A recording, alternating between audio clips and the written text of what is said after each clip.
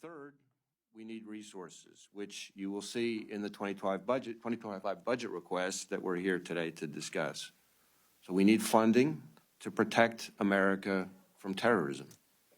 I touched on this earlier, but there was already a heightened risk of violence in the United States before October 7th. Since then, we've seen a rogues gallery of foreign terrorist organizations call for attacks against Americans and our allies. And given those calls for action, our most immediate concern has been that individuals or small groups will draw some kind of twisted inspiration from the events in the Middle East to carry out attacks here at home. But now, increasingly concerning, is the potential for a coordinated attack here in the homeland, akin to the ISIS-K attack we saw at the Russia concert hall just a couple weeks ago. What's the concern about the United States entering this war with Israel against Iran? Well, the concern is, what's next? The response, right? Is it a response to Iranian military, or is it through covert terrorism means? Well, we're going to get into that in a second about what I feel could be the threat that is within. But first, alarm grows after the U.S. inserts itself into Israel's war against Iran with strikes on nuclear sites. What happened in 2 weeks, by the way, right? More like 2 days. Will this be a worse decision, a more erroneous decision than Iraq 2003? That remains to be seen. That's really quite the one-up, because approximately 1 million to 1.5 million people were killed in the Iraq war. The world grappled Sunday with the enormous implications after the United States inserted itself into Israel's war against Iran with an attack that raised urgent questions about what remained of Tehran's nuclear program and how its weakened military might respond. Some observers warned that the future worldwide efforts to contain the spread of nuclear weapons would be at stake in the days ahead, meaning that countries that don't have nuclear weapons are in a rush to get nuclear weapons because they don't want to be fucking next. Iran lashed out at the United States for crossing a very big red line with its risky decision to strike 3 Iranian nuclear sites with missiles and a 30,000-pound bunker-busting bomb. The United States has attacked us. What would you do in such a situation? Naturally, they must receive a response to their aggression. Iranian President Masoud Pezeshkian, I'm saying that incorrectly, said during a call with France's leader, according to the president's website. Now, again, what would that response be? Now, in a military head-on setting, Iran has a formidable military. They also have a decent naval base, naval military. So I don't think that they know that they could win in a face-to-face battle. You get me? So how do you defeat a superpower? Well, how do you cause dissension? How do you cause fear? By attacking them from within in their sensitive areas against the citizenry. To focus on within instead of outward. The 9/11 attacks were supposed to paralyze the country, but it didn't. Yes, it stunned them, but it didn't overall defeat the people. In a terror scenario that I gave about a couple of weeks ago, that would. You get like 4 or 5 guys with machine guns in the middle of, a busy Manhattan street, and you start shooting in a weekend and it's nice out. You dress them as police or military, or you wait till there's a protest. You dress them up as protesters, and you shoot at police and military, and they'll shoot back at the protesters, causing dissension. And also paralyze them with fear from going forward. Is this really a protester I'm seeing, or is he a terrorist? Is this a cop I'm seeing? Is this a military guy I'm seeing, or am I seeing a terrorist? Either way, you're not going to feel safe around them, and you might arm yourself. And I could see like a shooting happening here and there and, causing more fear and dissension to the point where, the city could close down or something of this nature. I'm just throwing it out there. But that would be far more paralyzing than slamming a plane into a building. Iran's UN ambassador Amir Saeed Irvani told the emergency meeting at the United Nations Security Council that the United States decided to destroy diplomacy. They did. And that the Iranian military will decide the timing, nature, and scale of the country's proportionate response. Now, just before the attack, the United States, Donald Trump had met with CIA Director John Ratcliffe and the Director of National Security, Tulsi Gabbard, and I'm pretty sure that they got the last word to him and said that it would be a risk, but we would also be adhering to the Israelis' fear of Iran obtaining a nuclear weapon. Now, the International Atomic Energy Association had been vetting the Iranian government about their plutonium enrichment program, and they were passing all the tests. There was no evidence to show that they were building a bomb. Now, with the international theater on their side, Israel decided to up the ante during the Obama and the first Trump administration by lying about them to the United Nations, saying that, oh, they're building a nuclear weapon. In fact, we had this drawing, and it was a drawing of a bomb that Netanyahu, the prime minister, basically was holding up, saying that this is how close the Iranians are building a bomb. Remember that fucking cartoon? They're like the cartoons they were showing at the United Nations Security Council in 2003, when Colin Powell, the Secretary of State under George Bush Jr., was suggesting that Iraq was procuring chemical and biological weapons with Al Qaeda in underground bunkers. None of those bunkers exist, and none of those weapons existed. In fact, the information came from the testimony of a man that they were torturing in Egypt, in Sheikh Ibn al-Libi, who's dead.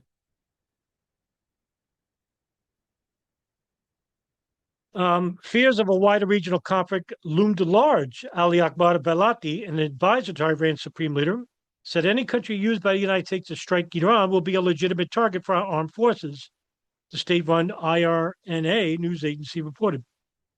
The Trump administration sent a clear message that it wanted to restart diplomatic talks with Iran.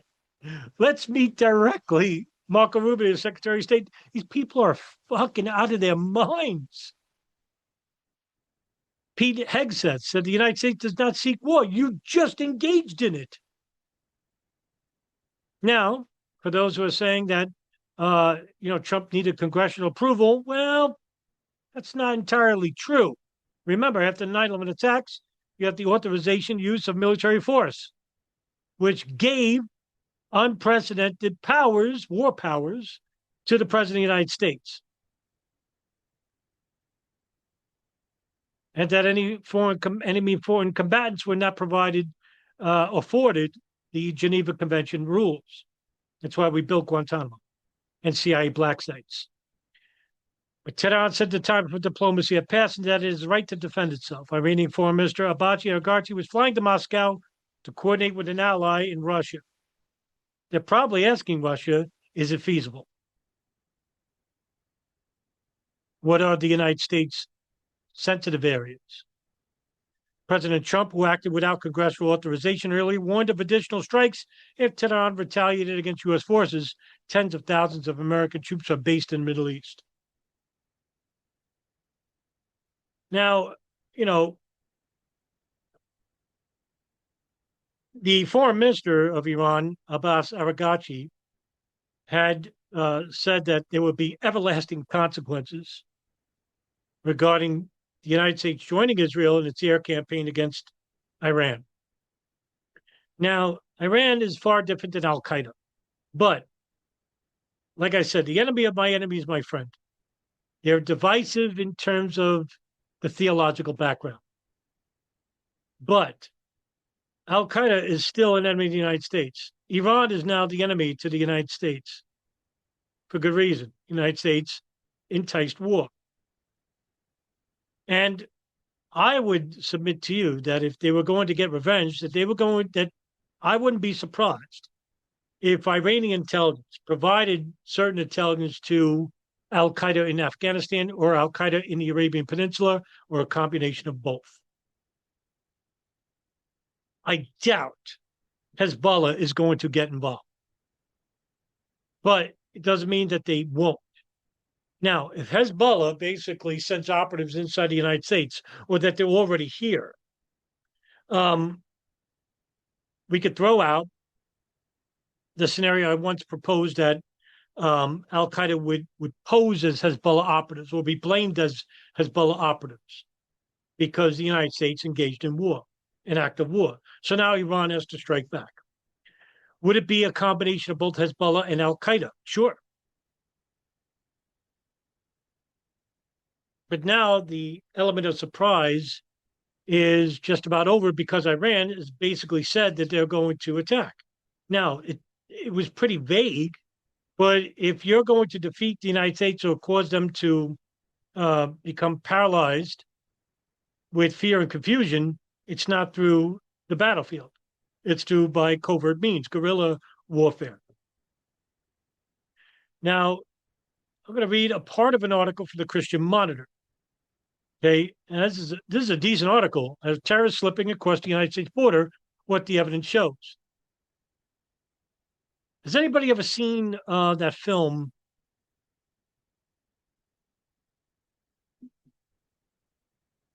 Sicario? All right, part 2. By the way, films are phenomenal. If you haven't seen it, please watch them both.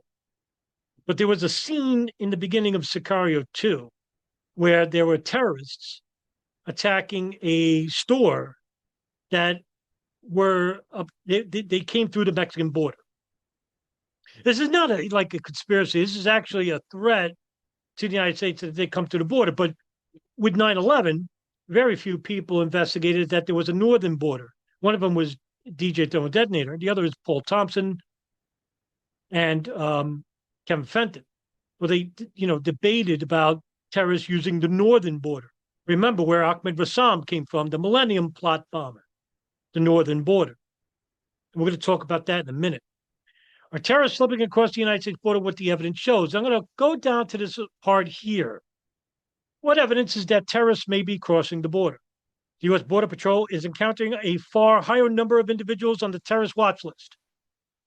This is a key part, okay? Because it doesn't matter if they're not on a terrorist watch list. They're not on a terrorist watch list. They're either coming from Mexico or parts of South America using the Mexican border to get in, or it could be that they are people who have a green card who've been deported because they broke a law or something of this nature. Now, the U.S. Border Patrol is encountering a far higher number of individuals on the terrorist watch list, with the annual total increasing from single digits during the Trump administration, the first one, to 172 in fiscal year 2023 under the Biden administration. That's just as a result of increased illegal immigration. The proportion of encounters involving someone on that watch list grew more than tenfold, according to government data. Now, key year is 2023. Now, I'm going to show you a chart from the U.S. government regarding the number of individuals crossing the border on the terrorist watch list. But as you can see, 2023, what happened? What happened in late 2023? Hamas attacks Israel. Israel's response to Gaza, which was worse than anything Hamas has ever done. And of course, 2024. What happened?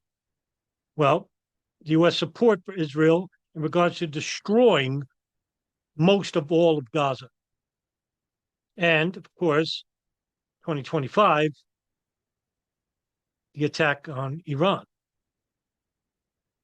Now, the incident in Gaza is enough for any terrorist to use that as a prerequisite to attack those they feel are involved.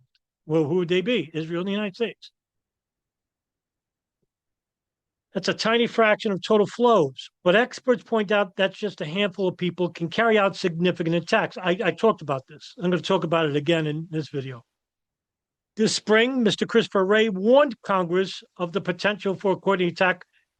The video I played in the beginning was the clip that I used, where in the United States, similar to the one that killed 145 people at a Moscow concert hall in March from the Islamic State in Khorasan, who claimed responsibility for that attack. The U.S. linked it to the Afghan branch of the organization known as ISIS Khorasan, which killed 13 U.S. service members and nearly 200 Afghans at the Kabul airport as the United States pulled out in 2021. Russia identified 4 suspected assailants, all from Tajikistan.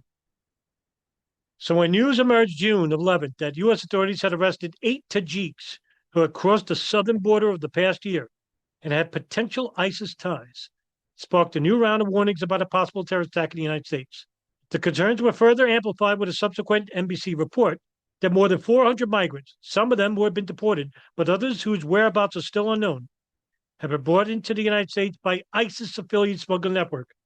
The intelligence shows, some intelligence, the Transnational Atlantic Council shows that Hamza bin Laden, the unofficial emir of Al-Qaeda in Afghanistan, was doing what his father couldn't do, and that is coordinate the terrorist groups into one Islamic organization to work on a behalf against the West.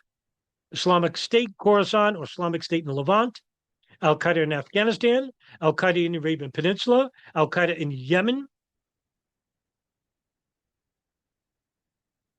Taliban, Hezbollah, Hamas, okay?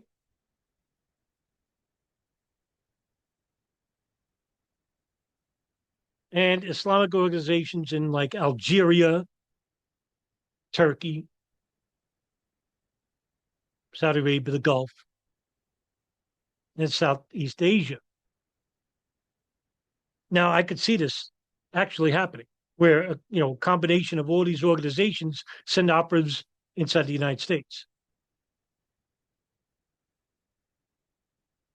Historically, there's little evidence that unauthorized immigrants carry out attacks. That's true. University of Maryland project on radicalization lists only 21 of 3,520 defenders as being an undocumented resident. Until recently, there was no empirical evidence that foreign terrorist groups were crossing the U.S. border. Now that is shifting.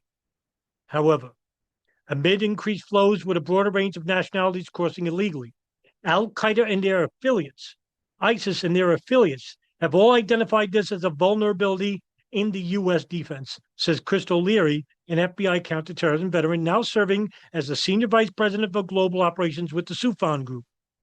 You have massive waves of people coming across. It's certainly reasonable to think that you can blend into that. During the Bush Jr. administration, immigration was cracked down on after 9/11, predictably so. Obama took over. And what happened? Border crossings were even more stricter under him. And then Donald Trump came. And Trump relaxed the border a bit because he wanted to overturn every Obama policy for good reason. Obama's policies were abhorrent. Now, keeping it relevant in terms of counterterrorism, Trump was basically one of the very first presidents in a very long time, in over 35 years, not to start a new war, but he continued the old ones. But he got voted out, and in came Biden. And then Biden basically reversed a lot of Trump's policies, especially domestic policies, which he found subversive. And one of them was immigration. Now, I'm going to show you a chart that will basically go from fiscal year 17 to the current year now. Okay. Now, this is the terror screening data set encounter. And as you can see, CPD, TDS encounters at and between land ports of entry through data of May 31st, 2025. Okay. Now you got the southwest border, Mexico, the northern border, which is Canada. Okay. This is from the Office of Field Operations, Terrorism Related Encounters at land border points of entry of all nationalities. And this is fiscal year 2017. More people came through the northern border. In 2018, more people came from the northern border. In 2019, more came from the southern border. 2020, look at that. Pretty good next couple of years. Right? As you can see here, more people coming from the northern border. Right here is pretty significant. Biden took over and basically did okay in the beginning, but right at the end, I mean, it was just awful in terms of border security. Not to mention that, during the Trump administration, look how porous it was. Okay. Not to say that this is all, progressive and conservative values are fucking no values whatsoever between these people. All right. Now, look at this. Now, this fiscal year 2023, look at the northern border. Look at these fucking years. 2022, 23, 24. My goodness. People talk about Mexico. Look at that.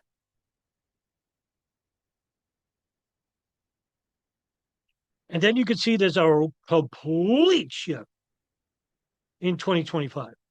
Southern border. Look at that. 566 people on the terrorist watch list. These are all people on the terrorist watch list.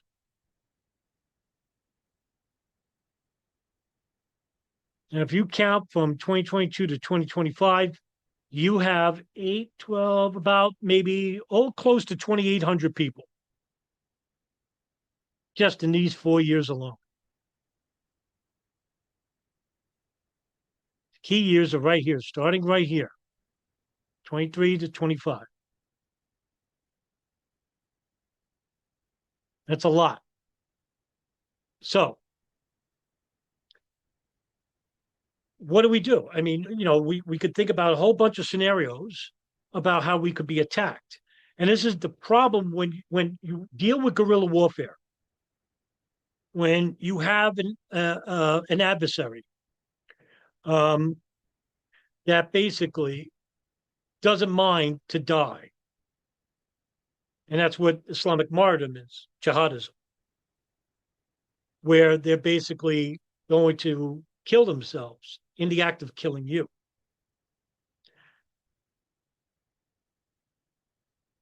When you have irregular warfare that's characterized by small mobile groups of combatants using, the non-traditional, stand your ground. This is like a tit-for-tat run tactics against a more conventional military opponent.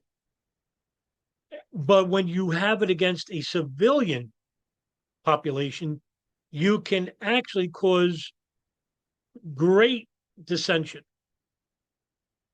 as well as cause really paralyzing damage. Now, in terms of guerrilla warfare, you use ambushing, sabotage, harassment, where you're using deception and weakening the civilian population through attrition or disruption, rather than, say, face-to-face, a direct confrontation. In a face-to-face direct confrontation, these Islamic groups cannot defeat a standing military like the United States. Just can't. So how do you get back at your preconceived enemy? By attacking the most sensitive areas inside. Because while the forces are on the outside, who's guarding us on the inside? Is it the CIA? Is it the FBI? Is it the DIA? Can we trust these people after 9/11? Look what happened there. So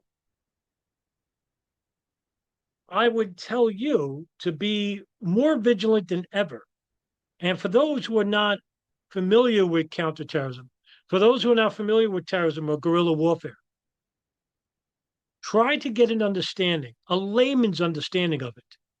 How would an ambush work? Say if you're using a train or a bus to go to work. Where are you? Are you in a busy lane? How many people are on the bus? Be aware of your surroundings. And we are a society that's so focused on this instead of looking around. The phone can wait.